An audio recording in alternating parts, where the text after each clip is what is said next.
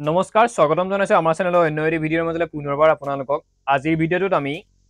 আজি দুদিন আগত যি অসমৰ মুখ্যমন্ত্ৰী মহোদয়ে কৈ থৈ গ'ল যে অসম পুলিচৰ নেক্সট ৰিক্ৰুইটমেণ্ট চলিত বৰ্ষৰ নৱেম্বৰ বা অক্টোবৰ মাহত আকৌ নটিচ প্ৰকাশ কৰিব নেক্সট ৰিক্ৰুইটমেণ্টৰ বাবে বৰ্তমান যিমানখিনি পোষ্টৰ বাবে অসম পুলিচৰ কেণ্ডিডেটখিনিৰ ৰিক্ৰুইটমেণ্ট প্ৰচেছ চলি আছে বৰ্তমান যিমানখিনি পোষ্টৰ সেই প্ৰচেছখিনি হয়তো তেতিয়া শেষ হ'ব আৰু শেষ হোৱাৰ ঠিক পিছতেই সেই চলিত মাহটোতে হয়তো নেক্সট 2026 বা 2027ৰ বাবে মুখ্যমন্ত্ৰী মহোদয়ে কোৱাৰ দৰে নটিফিকেশ্যন প্ৰকাশ কৰিব অসম পুলিচৰ তাত হয়তো কিমান পদ মুকলি হয় বা ইণ্টাৰভিউ হয়নে নহয় আসাম কামাণ্ডোত বা ফৰেষ্ট বেটেলিয়নত তেনেকৈ মিলাই কিনে কিমানখিনি পদৰ ইণ্টাৰভিউ হ'ব সেই বিষয়ে আজিৰ ভিডিঅ'টোত কথা পাতিম এটা সম্ভাৱনীয় কথা লগতে ইয়াৰ নেক্সট ভিডিঅ'ত আমি এডিআৰিৰ ভাইভাৰ ওপৰত কাৰণ মোৰ আগৰ ভিডিঅ'ত বহুতে মোক কমেণ্ট কৰিছে যে এডিআৰি ভাইভাৰ ওপৰত তেওঁলোকক প্ৰিপেৰেশ্যনৰ বাবে ভিডিঅ' লাগে মই ইয়াৰ নেক্সট ভিডিঅ'ত এডিআৰি ভাইভাৰ ওপৰত ভিডিঅ' আপলোড কৰিম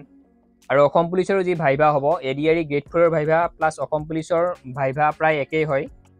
সেই দুয়োটা বিষয় একেলগে মিক্স কৰি কিনে এটা ভিডিঅ' আপলোড কৰিম আপোনালোকৰ বাবে যিখিনিয়ে কমেণ্ট কৰিছিল মোৰ আগৰ ভিডিঅ'ত যে আমাক অসম পুলিচৰ ভাইভাৰ বাবে বা এডিআৰি ভাইভাৰ বাবে আমাক ভিডিঅ' লাগে তেওঁলোকে চেনেলটি ছাবস্ক্ৰাইব কৰি ৰাখিব ইয়াৰ নেক্সট ভিডিঅ'ত আমি সেই ভিডিঅ'টো আপোনালোকৰ বাবে আগবঢ়াম তো কথা পাতিছোঁ এডিআৰিকে ভিতৰ কৰি Assam TET ADR Assam police Assam forest Assam commando তেনেকুৱাকৈ মিলাই মুখ্যমন্ত্ৰী মহোদয়ে কৈছে 15,000 নেক্সট নিযুক্তি হ'ব এডিআৰি 3.0ৰ কথা মুখ্যমন্ত্ৰী মহোদয়ে উল্লেখ কৰিছে তাৰ মাজতে আমাৰ অসম পুলিচৰ বা ফৰেষ্ট গাৰ্ডৰ যিমানখিনি ৰিক্ৰুইটমেণ্ট হ'ব বাকী আছিল সেইখিনি হয়তো হ'ব সেয়া আপোনালোকে গম পায় তো 2025 চনৰ যদি শেষত অক্টোবৰ বা নৱেম্বৰ মাহত যদি অসম পুলিচৰ নটিফিকেশ্যন প্ৰকাশ পায় কিমানৰ পোষ্ট ওলাব কিমান অসম পুলিচৰ বাবে বা ফৰেষ্ট গাৰ্ডৰ বাবে কিমান হ'ব বা কামাণ্ডোৰ বাবে কিমান পোষ্ট ওলাব যদি নেক্সট নৱেম্বৰ বা অক্টোবৰ মাহত ওলায় তেতিয়াহ'লে আপোনালোকে গম পাব লাগিব সেই ইণ্টাৰভিউটো হয়তো 26ত নহয়েই সেইটো সম্পূৰ্ণ সঁচা কথা কিয়নো 26 চনত ইলেকশ্যন চলিব সম্পূৰ্ণ সেয়া আপোনালোকে গম পায় ইলেকশ্যনৰ মাজত যে নহয় অসম পুলিচৰ ইণ্টাৰভিউ সেইটো একদম খাটাং নেক্সট আমাৰ আটাইতকৈ যিটো ডাঙৰ সমস্যা অসমৰ সেয়া হৈছে বানপানীৰ সমস্যা আকৌ আহিবই এবাৰ যেনেকৈ প্ৰেক্টিছ কৰি থাকোঁতে আমাৰ বানপানীৰ অকণমান মুখামুখি হ'ব লগা হৈছিল কেণ্ডিডেটখিনিয়ে প্ৰেক্টিছ কৰি থাকোঁতে বা ছোৱালীখিনিৰ এইবাৰ যিটো 2024-25 চনত যিটো ৰিক্ৰুইটমেণ্ট হৈ গ'ল অসম পুলিচৰ ইতিমধ্যে এপইণ্টমেণ্ট হোৱাই নাই তাত যেতিয়া ফিজিকেল টেষ্ট হৈ আছিল তেতিয়া আপোনালোকে দৌৰা প্ৰেক্টিছ কৰি থাকোঁতে বা ছোৱালীখিনিয়ে যেতিয়া ইণ্টাৰভিউ দি আছিল তেতিয়া তেওঁলোকৰ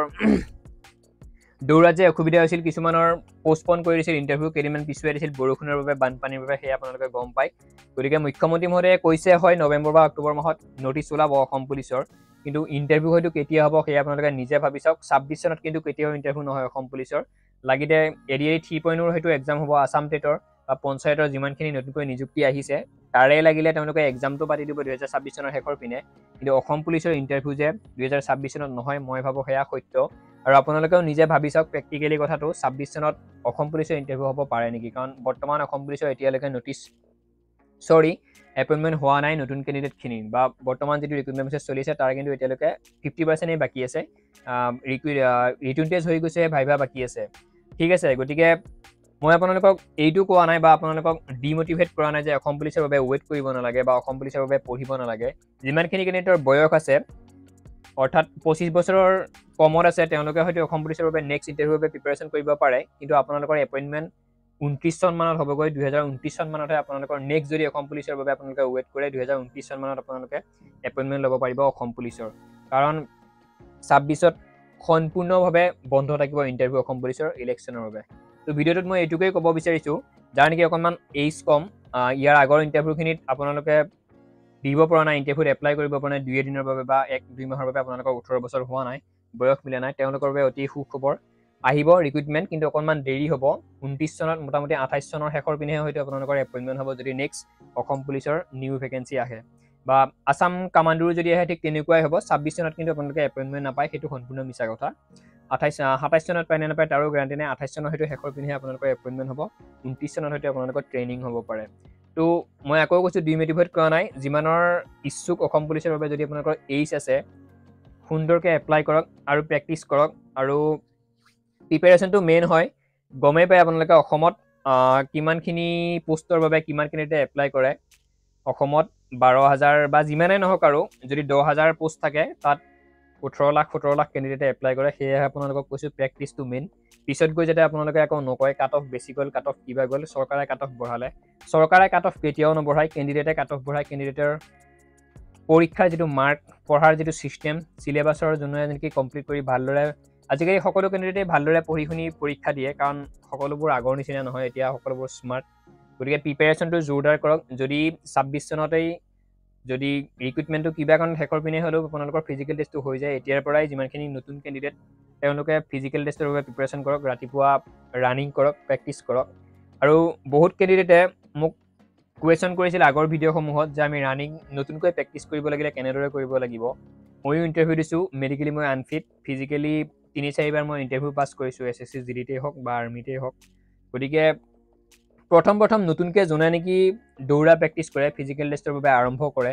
একদম তেখেতলোক নতুন, তেওঁলোকে আপোনালোকে কিমান কিলোমিটাৰ দৌৰিছে ৰাতিপুৱা সেইটো চাব নালাগে, কিমান সময় এটা স্পীডত এটা বেগত কিমান সময় দৌৰিব পাৰিছে সেইটো আপোনালোকে লক্ষ্য কৰিব যদি ছাকচেছ বিচাৰিছে।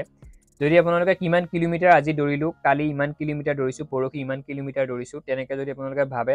আপোনালোকৰ ৰানিংটো ইনক্ৰিজ নহ'ব। যদি একদম নতুন ষ্টাৰ্ট কৰিব বিচাৰিছে ফিজিকেল টেষ্টৰ বাবে বা ৰানিং একদম ষ্টাৰ্ট কৰিব বিচাৰিছে আপোনালোকে নতুন, তেতিয়াহ'লে কিমান সময় দৌৰিছে আপুনি, ৰাতিপুৱা 3টা বজাত উঠি 3:30টাৰ পৰা 4:30টালৈ দৌৰিছেনে, নে 4 বজালৈকে দৌৰিব পাৰিছে এটা দমত এটা স্পীডত। প্ৰথমতে খোজকাঢ়ক, তাৰ পৰাই আৰম্ভ কৰক, কিমান সময় দৌৰিব পাৰিছে, কিমান সময় খোজকাঢ়িব পাৰিছে সেইটো আপোনালোকে গুৰুত্ব দিয়ক। যিসকল নতুন আৰু পুৰণাখিনিয়ে জানে আপোনালোকৰ ৰানিং কেনেকৈ কি কৰিব লাগে, আপোনালোকক তাৰ ওপৰত আৰু হয়তো ক'ব নালাগে। তো অসম পুলিচৰ ইণ্টাৰভিউ হ'ব, কিন্তু 26 চনত নহয়, সেয়া আপোনালোকে জানি থওক। কেতিয়া হ'ব সেয়াও হয়তো আপোনালোকেওতো নিজৰ এটা বিবেক বিবেচনা আছে, গম পায়। মুখ্যমন্ত্ৰী মহোদয়ে হয়তো কৈছে 25ৰ শেষৰ পিনে আমি নটিফিকেশ্যন উলিয়াই দিম, কিন্তু ইণ্টাৰভিউ কেতিয়া হ'ব সেয়া হয়তো আপোনালোকে গম পাইছে। ইয়াৰ নেক্সট ভিডিঅ'ত আমি অসম পুলিচৰ বৰ্তমান যিমানখিনিয়ে ৰিটন টেষ্ট দি গ'ল তেওঁলোকৰ ভাইবা হ'ব, সেই ভাইবাৰ ওপৰত ভিডিঅ' আপলোড কৰিম। আৰু ADRE গ্ৰেড 4ৰ যিমানখিনি ভাইবা টেষ্ট আছে তেওঁলোকৰ মই ADREৰ ওপৰত ভিডিঅ' আপলোড কৰিয়ে আছোঁ। মোৰ চেনেলত হয়তো বেছিভাগ সৰহসংখ্যক ভিডিঅ'ই ADREৰ ওপৰতে আপলোড কৰা, তাৰ পৰা আপোনালোকৰ বাবে মৰম পাইছোঁ, তাৰ পৰা সেইবাবে সঁহাৰি পাইছোঁ। সেইকাৰণে বহুতে কমেণ্ট কৰিছে এতিয়া ভাইভাৰ প্ৰস্তুতিৰ বাবে ভিডিঅ' লাগে। নেক্সট ভিডিঅ'ত মই আৰু 2 দিন বা 1 দিন পিছত ADRE গ্ৰেড 4ৰ যিটো ভাইবা হ'ব আৰু অসম পুলিচৰ গ্ৰেড 4 যিটো অসম পুলিচৰ যিটো ভাইবা হ'ব, সেই দুটা টপিক একেলগে মিক্স কৰি কিনে আপোনালোকৰ বাবে কেনেদৰে প্ৰিপেৰেশ্যন কৰিব লাগে অসম পুলিচৰ ভাইভাৰ বাবে, বা কেনেকুৱা ধৰণৰ টপিকসমূহ চাব লাগে, ইন্ট্ৰডাকশ্যন কেনেকৈ দিব লাগে, আপোনালোকৰ পৰিচয় কেনেকৈ দিব লাগে, ইণ্টাৰভিউ সামৰণি কেনেকৈ মাৰিব লাগে, সেই ভিডিঅ'টো আপোনালোকৰ বাবে আপলোড কৰিম। তো সম্পূৰ্ণ ভিডিঅ'টো ইমানেই আছিল। চাই যদি ভাল লাগিছে এটা লাইক কৰিব, চেনেলত যদি প্ৰথমবাৰ আহিছে আমাৰ চেনেলটি ছাবস্ক্ৰাইব কৰিব। ধন্যবাদ। জয় অসম।